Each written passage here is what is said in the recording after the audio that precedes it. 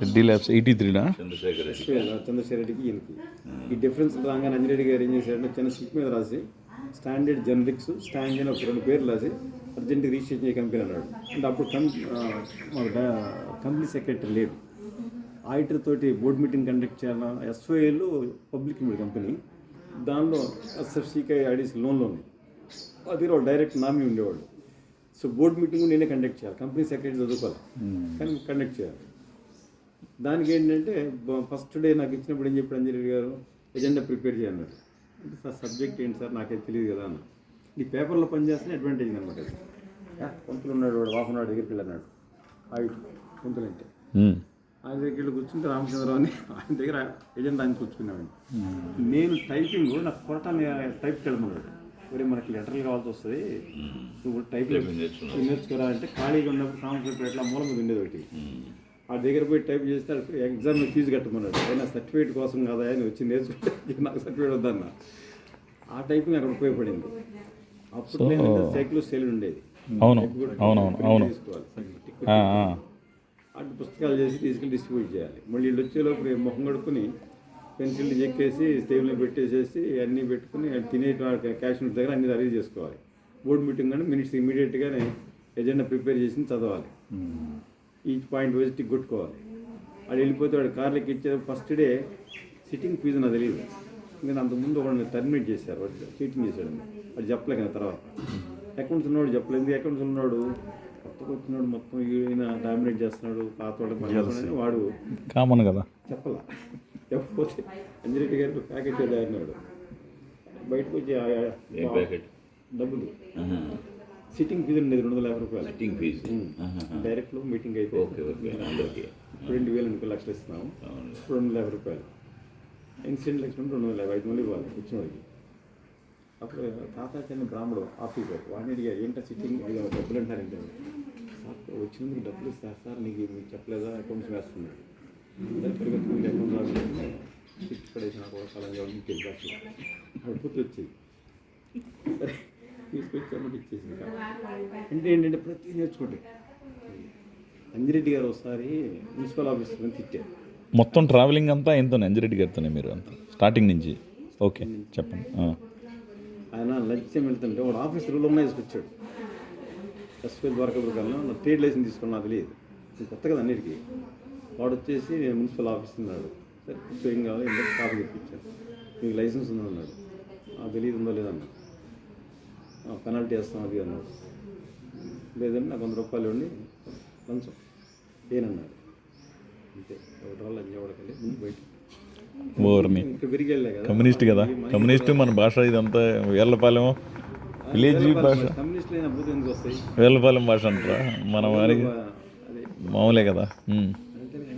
చూస్తూ పోయాడు, చూసి ఇమ్మీడియట్గా ఏంటంటే వాడిని తిరగని ఎవడన్నా ఎవడో మున్సిపాలిటీ ముండా కొడుకు వచ్చి లంచం అడుగుతున్నాడు అన్న. అది లైసెన్స్ తీసుకోకపోతాడు, పెనాల్టీ అది మనకు తింటారు కదా, మీకు కూడా కావాలి హాస్పిటల్కి, మున్సిపాలిటీ వాళ్ళకి పెట్టాలి. అది అయిపోయినాక ఏం చేశారంటే లైసెన్స్ కోసం వెళ్ళాడు ఆఫీస్కి. అప్పుడు డాక్టర్ నూతక్కాయని ఉంటే ఆయన తీసుకెళ్ళి సుబ్బారెడ్డి గారికి తెలిసే ఉంటుంది, భీమిరెడ్డి సుబ్బారెడ్డి పెద్ద డాక్టర్, ఎంబీబీఎస్ డాక్టర్. ఇప్పుడు ఇక్కడ ప్రాక్టీస్ చింతల్లో ఉండేవాడు. చింతల్లో ఆయన తీసుకెళ్తే డిఎం మెడికల్ ఆఫీసర్ ఉంటాడు, ఆయన దగ్గర తీసుకోవాలి. ఆడ కూర్చోబెట్టారు. ఇది వచ్చాడు సారీ నా ఆంధ్ర లాంగ్వేజ్లో తిట్టాడు సార్ నన్ను. లంచాలు అడిగితే మరి ఏ భాష వచ్చింది బూతులు చెప్పుకొని ఆంధ్ర లాంగ్వేజ్ అవుట్ ముస్లిం ఆంధ్ర లాంగ్వేజ్ తిట్టాడు సార్ అన్నాడు. వాడికి అర్థం కాలేదు యాక్చువల్గా ఆంధ్ర లాంగ్వేజ్. లేదు ఆయన కొత్త లే మొన్న చేరేళ్ళండి ఏమనుకో మొహన్ అన్నాడు డాక్టర్ గారు. ఇంకా సిస్టమ్కి అలవాటు పడలేదు కొత్త. సో ఆ తర్వాత రెడ్డి ల్యాబ్స్లోనే కంటిన్యూ చేశారా మీరు? రెడ్డి ల్యాబ్ ఏమైందంటే అంజిరెడ్డి గారు పేరు రాసిస్తే రిజిస్టర్ కంపెనీస్కి వెళ్తే ఇవ్వనన్నాడు. చంద్రశేఖర్ గారు యాక్సెప్ట్ చేయడు. మీరు ఇంకా తీసుకున్నానండి అంజిరెడ్డి గారు నేను చేరే టైంకి రెడ్డిస్ టెక్నాలజీస్ అని ఒక చిన్న ప్రొపరేటివ్ ఫర్మ్ పెట్టాడు. కబోర్డ్ నా దగ్గర ఉంది కదా, దానిలో ఉన్నది. సరే ఇది రాలేదని చెప్పినప్పుడు ఇక ఇది తీసుకుని మేము మా కంపెనీలో జనరల్ మేనేజర్ని ప్రపోజ్ చేసి ఎండీకి తీసుకుందాం అని ప్రపోజల్ పెట్టాం.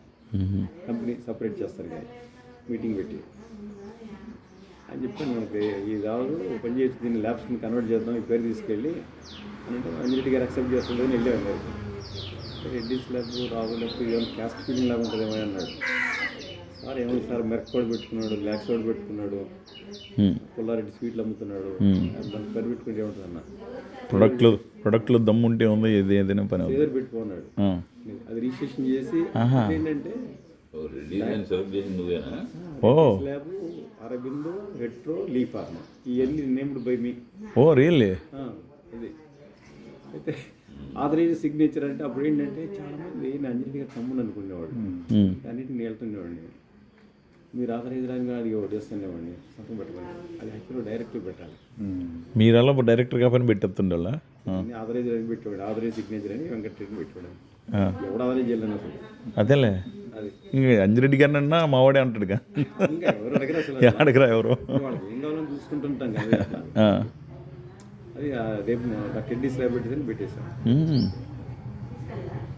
బయటకు వచ్చి అప్పుడు మళ్ళీ ఆ ల్యాండ్ తీసుకుని మళ్ళీ 3 సైడ్ల మీద గిరగిర తిరిగి ఫెన్సింగ్ వేపించేసి ఆ శంకుస్థాపనకి ఏమైంది, అప్పటిదాకా పూజ చేయలే. అంజిరెడ్డి గారు 5:45 ఎర్లీ మార్నింగ్ రావాలి, పంతులు తీసుకుని కూర్చోబెట్టాం, టైం అవుతుంది. సార్ మరి ఎట్లా అన్నారు, సరే నేను చేస్తానులే అని చెప్పి మరి చేసి జాగ్రత్త చేయాలి కదని లంబడోళ్ళు నీళ్ళు పెట్టుకున్నాడు అక్కడ షెడ్లు పాకలేసి వాళ్ళ దగ్గర బకెట్ తీసుకుని ఎత్తుమే పోసుకుని. మీరా ఫస్ట్ టైం పూజలో? పూజ అంతకుముందు కమ్యూనిస్ట్ కదా, సరిగ్గా పోకపోతే నన్ను అంటారు కదా, అందుకే నీళ్ళు పోసుకుని కూర్చున్నాయి. నేనే చేసి టెంకాయ కొట్టేసి పసుపు రెడ్డి ల్యాబ్స్దా. ఓ శంకుస్థాపన చేసి ఇంటికి వచ్చినాక అడిగాను, ఏంటి సార్ మీరు పొద్దున్నే వస్తారని మీకోసం నేను పోతే రాలేదంటే చలిగుండి లేవలేదా అన్నాడు. ఓరే అదేంది, పట్టించుకున్నాడు ఆయన పెద్ద పూజలు ఇవన్నీ చేసేవాడు కాదు, అవి మీరు చూసుకుని వాడు. Very interesting. అంటే ఇది కొత్త చాలా సబ్జెక్ట్ మనకి ఈ